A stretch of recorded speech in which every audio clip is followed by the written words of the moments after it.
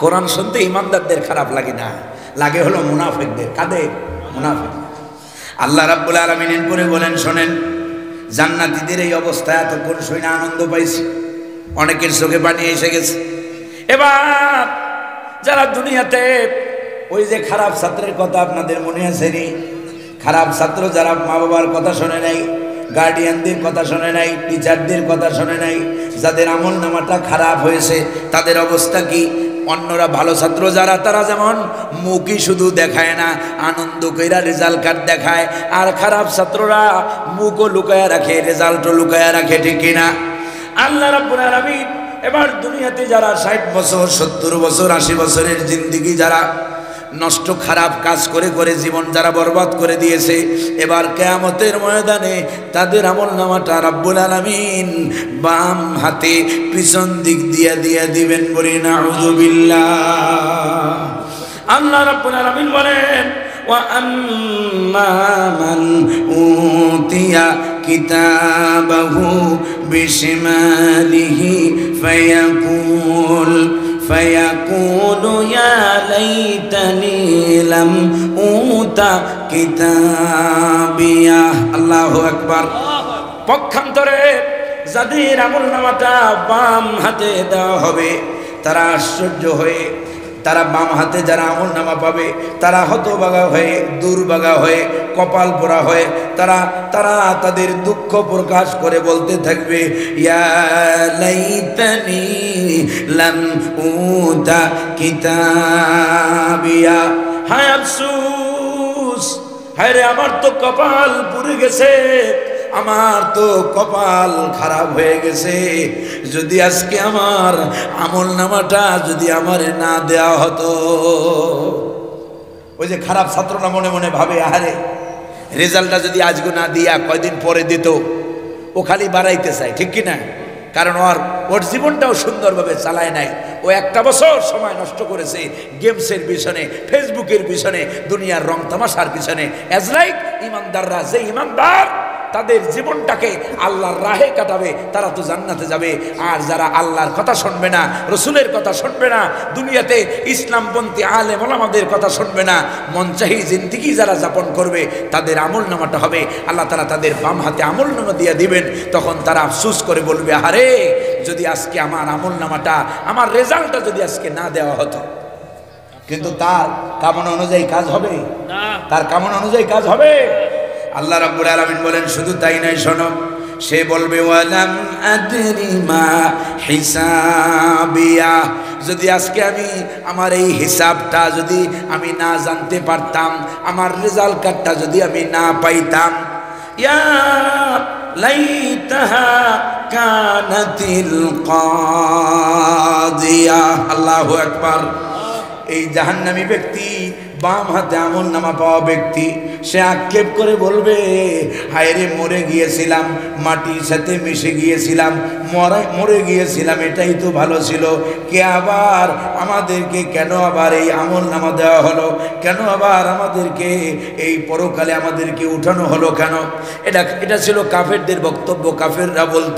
কাফেররা বলতো তারা, ইযা মিতনা ওয়া কুন্না তুরাবান ওয়া ইযামান আইন্না লামাবউসুনা খালকান জাদীদা। আল্লাহু আকবার। কাফেররা বলতো, যেদিন আমরা মরে যাব, পচে যাব, গলে যাব, এই লাশগুলো তো মাটির সাথে মিশে যাবে। ইযা মিতনা ওয়া কুন্না তুরাবান, আমরা তো মাটি হয়ে যাব। ইন্না লামাবউসুনা খালকান জাদীদা, আবার নতুন করে কে আমাদেরকে সেদিন উঠাবে? কে সেদিন নতুন করে আমাদেরকে উঠাইবেন কে? এই জন্য কবরে যখন রাখা হয় একটা দোয়া পড়ি না? দোয়া পড়ি, সবাই আমার সাথে বলেন, মিনহা খালাকনাকুম ওয়া ফিহা নুঈদুকুম ওয়া মিনহা নুখরিজুকুম তারাতান উখরা। আল্লাহু আকবার। এই যে সারা জীবন কবরে কত লাশ শোয়াইয়া দিলেন, জীবনে কতবার এই দোয়া পড়েছেন, কিন্তু অর্থ জানেন? আহারে, আমরা বলতেছি মিনহা খালাকনাকুম, এখান থেকেই, এই মাটি থেকেই আমাদেরকে সৃষ্টি করা হয়েছে, তোমাদেরকে বানানো হয়েছে। ওয়াফিহা নুঈদুকুম, এই মাটিতেই তোমাদেরকে ফিরে যেতে হবে। ওয়া মিনহা নুখরিজুকুম তারাতান উখরা। আল্লাহু আকবার।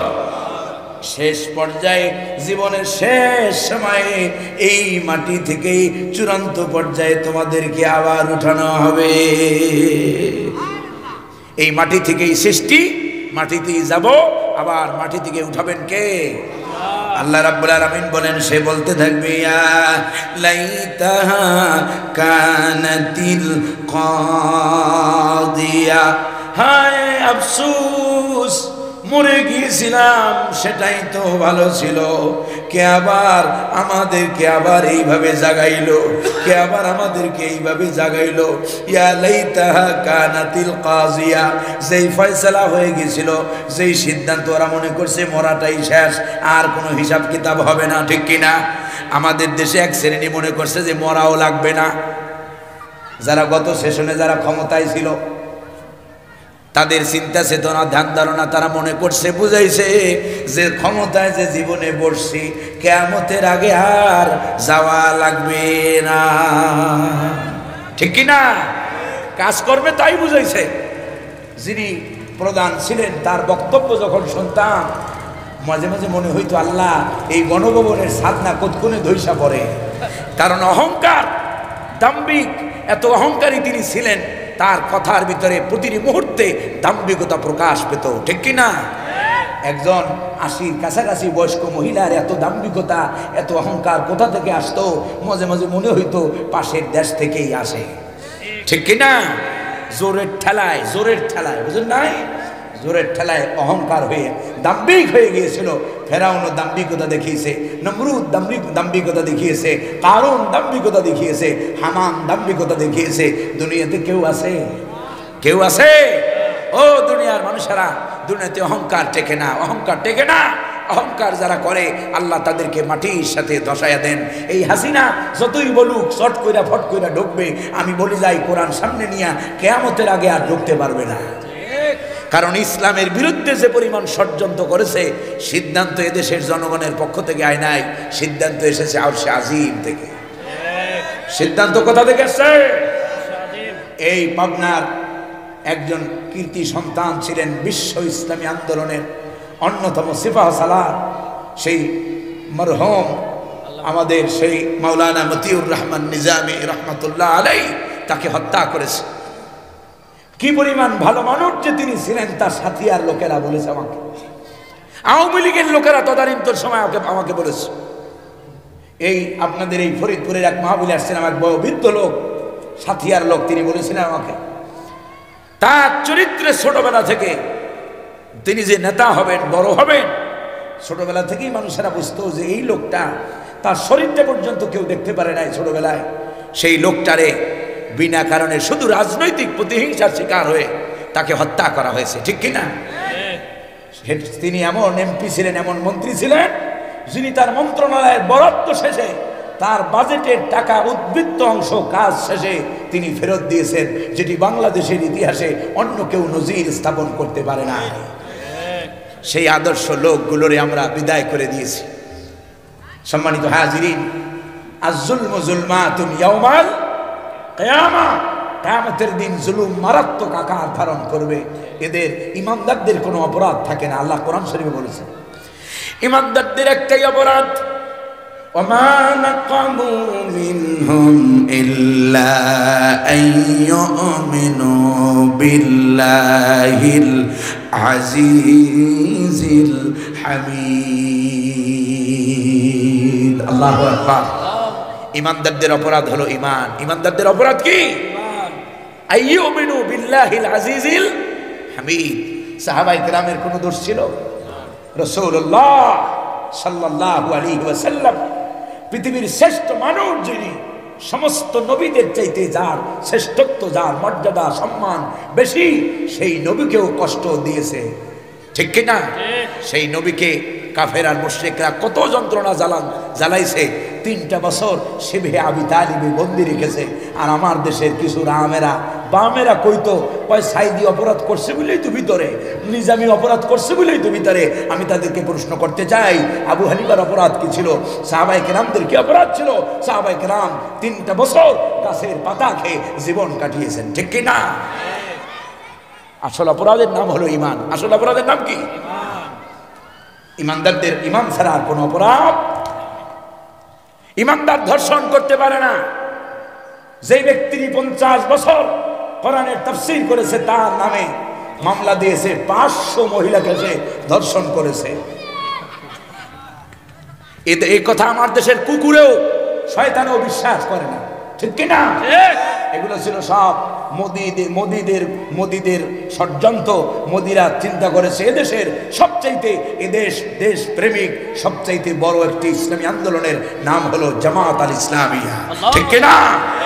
যার কারণে যত ষড়যন্ত্র সব এই দলটার উপরে, যত নেতা হত্যা করেছে সব এই দলের নেতা, ঠিক কি না? সম্মানিত হাজিরিন, আরো অনেকেই মাজলুম হয়েছেন, তবে সেটার সংখ্যায় খুবই অপ্রতুল। কিন্তু জামাত ইসলামের অসংখ্য বড় বড় আল্লাহওয়ালা ভালো মানুষদেরকে দেখে দেখে হত্যা করেছে বেছে বেছে, ঠিক কিনা? কিন্তু সিদ্ধান্ত কার? সিদ্ধান্ত কার? ওরা মনে করছে 5 জন 10 জনকে শোয়াইয়ে দিলে জামাত আর খারাইবে না। এখন শুধু বাংলাদেশে নয়, পৃথিবীতে জামাত ইসলাম সবচাইতে আদর্শ একটি মডেল দলের নাম হলো জামাতে ইসলামী। জামাতের আমির, জামাত ইসলামের আমির, তিনি লন্ডন সফর করেছেন, দেখেছেন আপনারা ভিডিওতে। লন্ডনের প্রশাসন তাকে যে গার্ড দিয়েছে, একটা পৃথিবীর প্রেসিডেন্টকে ওই পরিমাণ গার্ড দেয় না। এবং যে পরিমাণ ভালোবাসা হৃদ্যতা দেখিয়েছে, তারা জানে সত্যিকার অর্থে আসলে ইহুদি খ্রিস্টান নাসারা মুশরিক এরা জানতো রাসূলুল্লাহর জামানায় ষড়যন্ত্র করত, কিন্তু জানতো যে মুহাম্মদ হক, ঠিক কিনা? এদেশে সবাই জানে, ডাইন বাম যেখানে যা আছে সবাই জানে কারা সত্যিকার ভালো মানুষ, কারা ক্ষমতায় গেলে দুর্নীতি করবে না। তারপরও ওই যে নিজেদের একটা ব্যাপার আছে না, যদি তাদের সাপোর্ট করতে যায় তাহলে নিজেদের পথ হারাইতে হবে, ঠিক কিনা? সম্মানিত হাজিরিন, আল্লাহ আমাদেরকে বোঝার তৌফিক দান করেন বলি আমিন। ইসলামের সাথে থাকেন। আমি জামাত ইসলাম করি বলে আপনাদেরকে বলবো না জামাত ইসলাম করেন, তবে হ্যাঁ, ইমানদার হিসেবে একটা দাওয়াত আপনাদেরকে দেই, আপনি জামাত করা লাগবে না, তবে ইমানদার হিসেবে মানব রচিত মানুষের তৈরি কোনো মতবাদের আন্দোলন কোনো মুসলমানের জন্য করা জায়েজ নাই, ঠিক কিনা? এই জন্য ইসলামপন্থী যে দল আপনার ভালো লাগে, চরমনাই ভালো লাগে করেন, খেলাফত আন্দোলন ভালো লাগে করেন, ইসলামী আন্দোলন ভালো লাগে করেন, এরপরে আপনার ইসলামী ঐক্যজোট ভালো লাগে করেন, জামাত ইসলামী ভালো লাগে করেন, তবে ইসলামের সাথেই থাকেন। সেই নেতার পিছনে দৌড়ান, সেই নেতার পিছনে ঘোরেন, যেই নেতা আপনি মরলে পরে অন্তত ওযু সহকারে আপনার জানাজা শুধু পড়বে না, বরং জানাজা পড়াইতেও পারবে। আমরা এদেশে এমন নেতাও দেখেছি, ওযু জানে না, গোসল জানে না, জানাজার নামাজে খাড়াই আল্লাহু আকবার, এরে ঠেলা দেয় ওরে ঠেলা দেয়, সেটা আবার লাইভ টেলিকাস্ট হয়। হয়েছে না? দৃশ্য দেখেন নাই? ওবায়দুল কাদেরের জানাজা দেখেন নাই? এবারে আরো মতিয়া চৌধুরীর জানাজা দেখেন নাই? জানাজার কি করুণ দৃশ্য। বাংলাদেশের একজন বড় বুদ্ধিজীবী ছিল, তার ছাড়া বুদ্ধিজীবী, ওই বুদ্ধিজীবীকে আল্লাহর কাছে কোনো দাম নেই। ইমান ছাড়া বুদ্ধিজীবীর কোনো দাম। ডক্টর জাফরুল্লাহ নাম শোনেন নাই? গণস্বাস্থ্যের কি গণস্বাস্থ্যের প্রতিষ্ঠাতা, তার জানাজা তো মহিলারাও পড়েছে, তার জানাজায় মহিলাও খারাইছে, দেখেন না আপনারা? সম্মানিত হাজিরিন, ওই রকম নেতা হওয়ার দরকার নাই। নেতা হন ইসলামের পক্ষে, কোরআনের পক্ষে। যেই নেতার পিছনে, সেই নেতার পিছনে দৌড়ান, যেই নেতা আপনার কবরে আপনার লাশ ধরে আপনার জন্য দোয়া করবে, যেই নেতা আপনি মরলে পরে আপনার জানাজায় নিজে শরীক হবে, নিজে জানাজা পড়ানোর যোগ্যতা রাখবে, ওই নেতার পিছনে কালেমা পড়নেওয়ালারা দৌড়াতে হবে, ঠিক কিনা? যেই নেতা তোমার নামাজের জন্য বলে না, যে নেতা তোমার স্ত্রীর পর্দার কথা বলে না, যে নেতা তোমার পরিবার গঠনের সুন্দর পরামর্শ তোমার দেয় না, যে নেতা তার ক্ষমতা টিকানোর জন্য স্ট্যান্ডবাজি আর ডান্ডাবাজি আর চাঁদাবাজি করার জন্য তোমারে নারী দেয়, মদ দেয়, জুয়া দেয়, তোমারে গান দেয়, সেই নেতার পিছনে দৌড়ানো কোনো ইমানদারদের জন্য জায়েজ নাই, জায়েজ নাই, জায়েজ নাই। ঠিক কি না? খারাপ লাগছে আপনাদের? আল্লাহ রাব্বুল আলামিন বলেন, শোনো, কিয়ামতের ময়দানে এই যে যারা বাম পাশে, যারা বাম হাতে আমলনামা পাবে, এদের ক্ষমতা কিয়ামতের দিন কোনো কাজে আসবে না। আল্লাহ রাব্বুল আলামিন বলেন, মা আগনা আন্নি মালিয়া। আল্লাহু আকবার। তাদের কিয়ামতের ময়দানে তাদের ধন সম্পত্তি কিয়ামতের দিন তাদেরকে বিপদের হাত থেকে, জাহান্নাম থেকে বাঁচাইতে পারবে না। আল্লাহ রাব্বুল আলামিন বলেন, শুধু তাই নয়, শুধু ধন নয়, হালাকা আন্নি সুলতানিয়া। সেদিন তাদের ক্ষমতাও খর্ব হয়ে যাবে, ক্ষমতাও শেষ হয়ে যাবে। ক্ষমতা, টাকা পয়সা দিয়া তারা জাহান্নাম থেকে কেউ বাঁচতে পারবে না। কি কঠিন পরিণতিরা হবে, কি ভয়ঙ্কর পরিস্থিতিরা হবে জাহান্নামীদের। বাম হাতে যারা আমলনামা পাবে তাদের এবারে আল্লাহর পক্ষ থেকে সিদ্ধান্ত আসবে, ফয়সালা আসবে। রব্বে কারীম ফয়সালা দেবেন, আল্লাহ অর্ডার করবেন ফেরেশতাদেরকে। আল্লাহ বলবেন, খুজু, এরে ধর, পাকড়াও করো। অর্থ দেখেন, তর্জমা দেখেন। আল্লাহ বলবেন, অ্যারেস্ট হিম, তারে গ্রেফতার করো। ফাগুল্লু, এরপরে তারে ডান্ডা বেরি লাগাও। কথা কার? দুনিয়াতে হুজুরদের পায়ে ডান্ডা বেরি লাগাইছ, ইসলাম পন্থীদের গায়ে পায়ে ডান্ডা বেরি লাগাইছ। আলেম মাওলানা মুফতি কাজী ইব্রাহিমের মতো জগৎ বিখ্যাত হাদিস বিশারদের রশি দিয়া বান্দা বান্দা জেলখানায়, এরপরে আদালতে উঠাইছ। মামুনুল হকের মতো আলেমেরে কত কষ্ট দিয়েছ। একজন শাইখুল হাদিসের সন্তান, তিনিও নিজেও শাইখুল হাদিস, তারে পায়ের ভিতরে ডান্ডা বেরি লাগাইয়া পা জখম বানায়া দিছ। মাওলানা খালেদ সাইফুল্লাহ আইয়ুবীর মতো আলেমের হাত, এই হাতের ভিতরে বেরি পরাইয়া পচাইয়া দিছ। আল্লাহ রাব্বুল আলামিন কিয়ামতের দিন এবার আল্লাহ অর্ডার করবেন, খুজু ফাগুল্লু, ওরে ধর, শুধু ধরলেই হবে না, ফাগুল্লু, ওরে শিকল দিয়া বাঁধো, ওরে ডান্ডা বেরি পরাও। কেমন ডান্ডা বেরি? এবারে ডান্ডা বেরি পরানোর পরে আল্লাহ বলবেন, সুম্মাল জাহিমা সাল্লু। একটু জিকির করেন, লা ইলাহা লা ইলাহা সুবহানাল্লাহ আলহামদুলিল্লাহ লা ইলাহা লা ইলাহা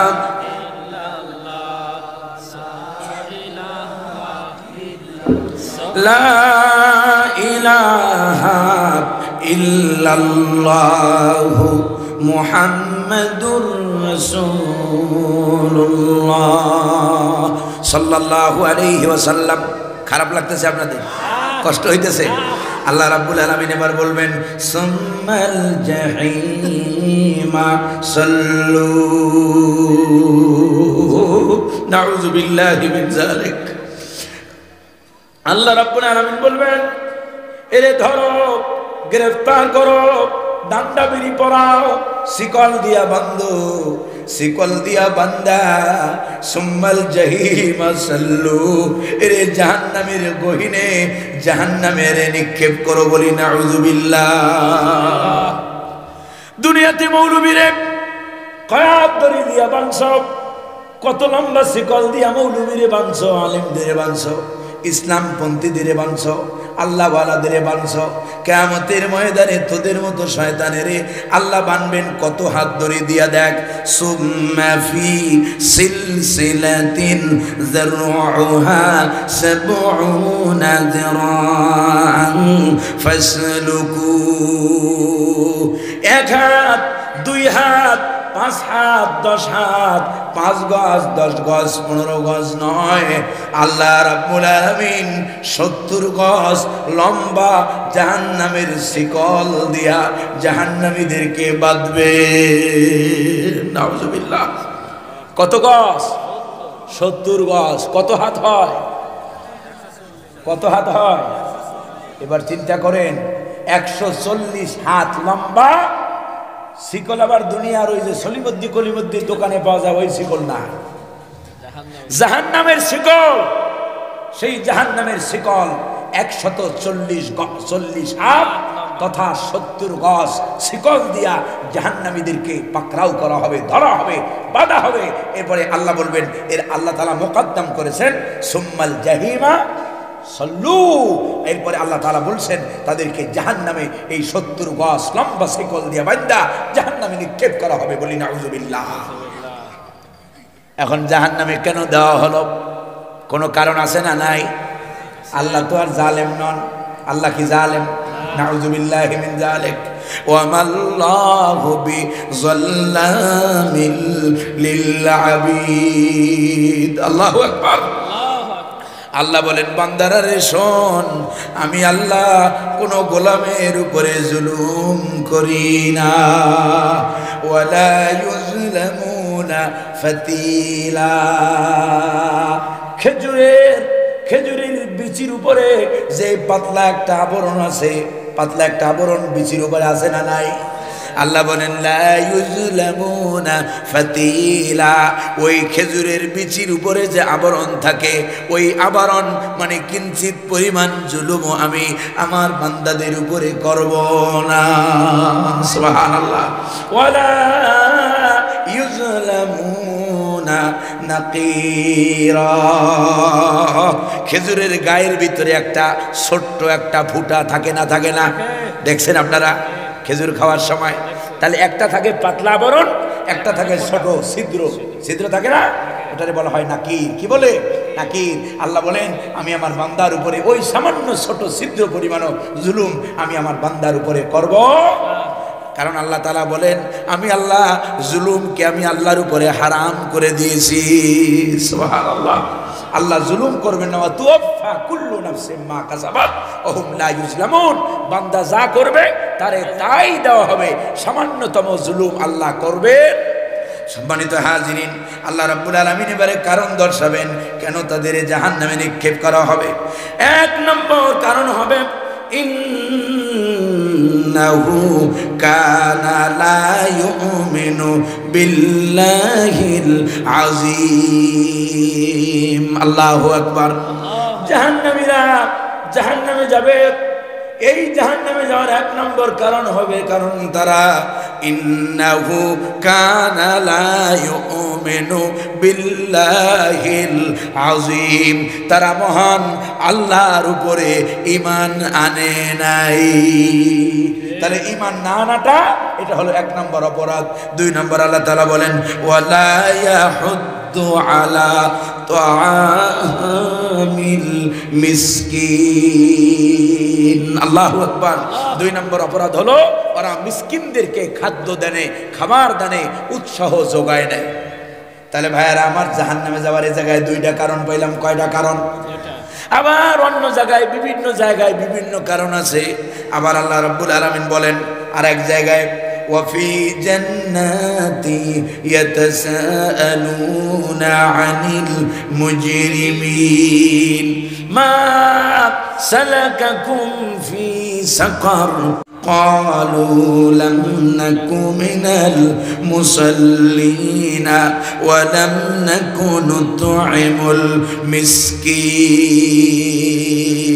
আল্লাহু আকবার।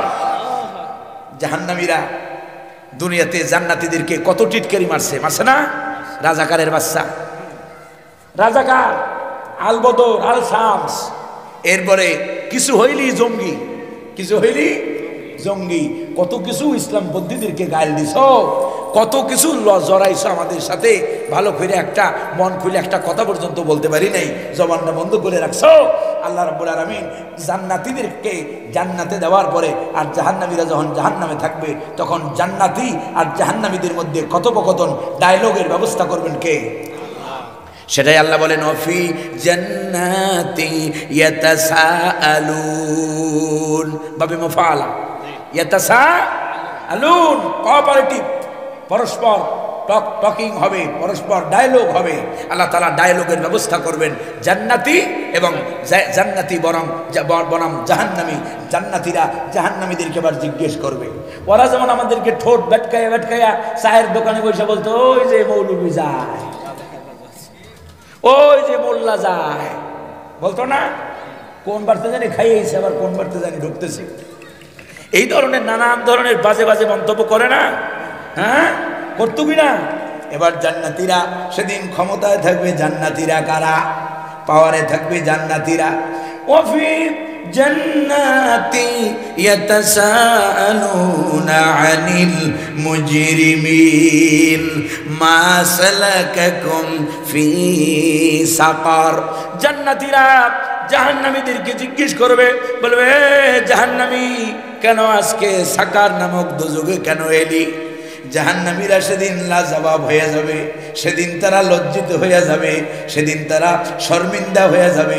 হয়ে যাইয়া বলবে, তারা বলতে থাকবে, ক্বালু লাম নাকু মিনাল মুসাল্লিন।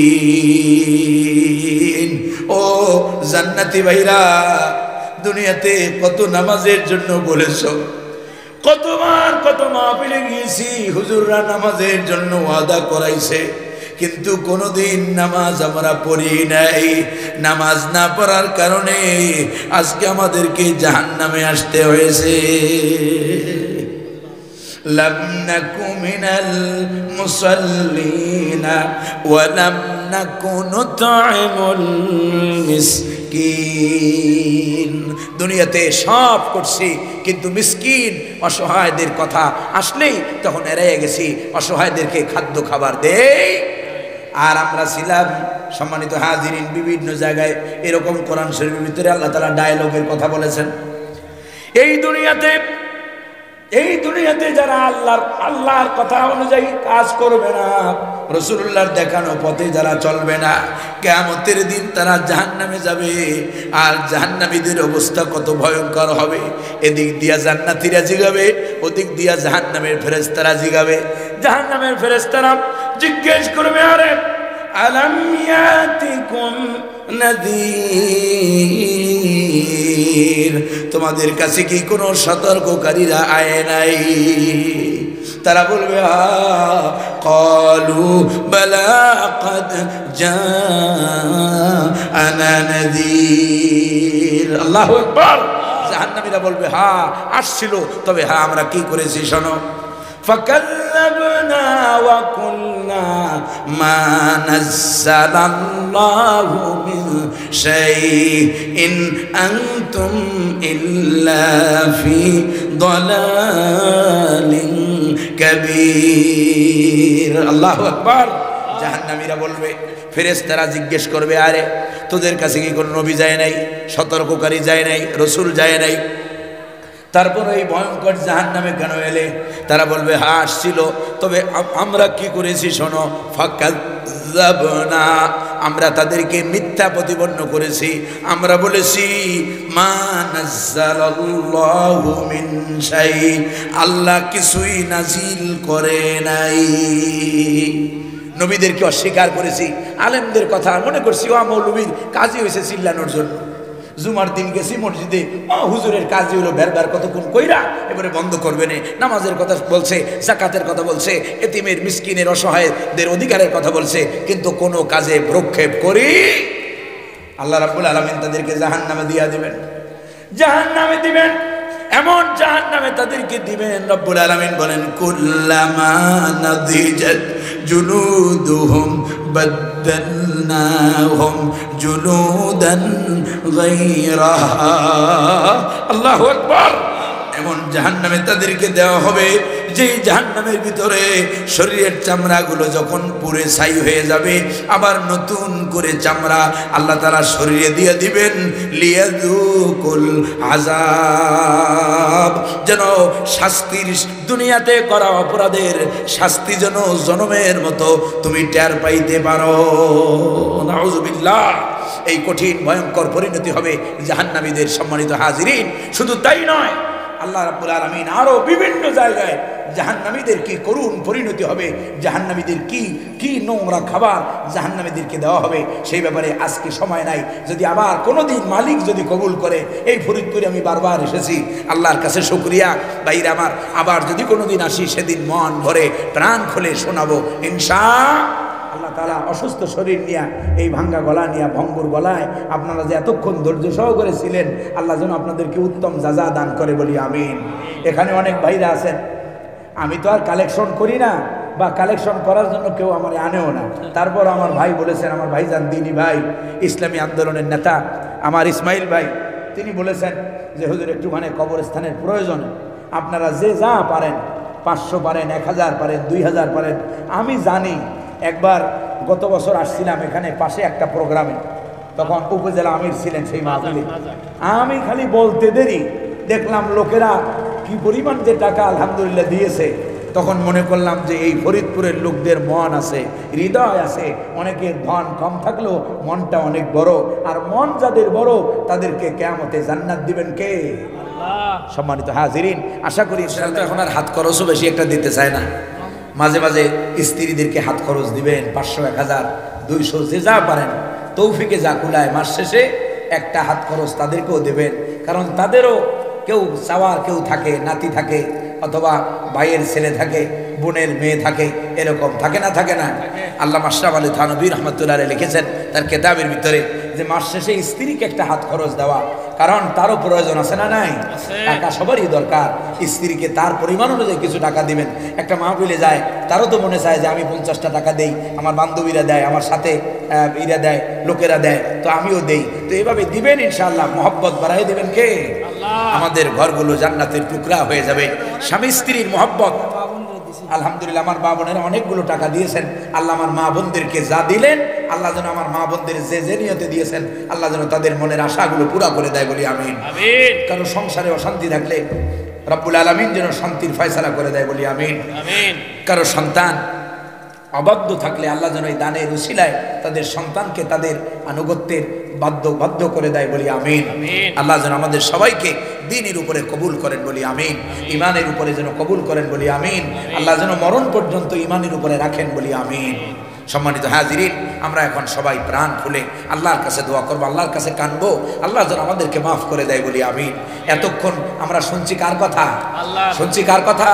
চাইবো কার কাছে? আল্লাহ ছাড়া কারো কাছে আমরা চাইবো? একমাত্র চাওয়ার প্রয়োজন হলে বিপদে মুসিবতে, খুশিতে আনন্দে দুঃখে সব সময় স্মরণ করবো কারে? জীবনের সকল ক্ষেত্রে যদি আল্লাহরে বন্ধু বানানো যায়, আল্লাহরে সাথী বানানো যায়, আর দুনিয়াতে কাউরে আপন বানানো লাগবে না, সব অটোমেটিক আপন হয়ে যাবে, ঠিক কিনা? এই জন্য আমরা আল্লাহকে আপন বানানোর প্রতিযোগিতায় নামবো। বিশ্বাস করেন ভাইরা আমার, মারে বলেন, বাপেরে বলেন, ভাইরে বলেন, স্ত্রী বলেন, সন্তান বলেন, দুনিয়াতে আপনি কাউরে খুশি করতে চাইলে কাউরি পরিপূর্ণ খুশি করা যায়? মানুষ তো মানুষেরে, আমারে আপনি হাদিয়া দিয়া আমারে আজকে 40,000 দেবেন, গতকালকে আমারে 50,000 আরেক জায়গায় দিয়ে দিছে, তো আপনি আমারে খুশি করতে পারবেন না, মারে খুশি করতে পারবেন না, বাপেরে খুশি করতে পারবেন না, কিন্তু একজন আছেন যাকে খুশি করতে পারলে দুনিয়ার আর কারো খুশি প্রয়োজন হয়, তিনি কে? সেই আল্লাহরে আপন করেন, সেই আল্লাহরে আপন করেন, আর দুনিয়াতে কাউরে লাগবে না। আল্লাহ ছাড়া আমাদের কেউ নাই। লা ইলাহা ইল্লাল্লাহ এর মানা কি?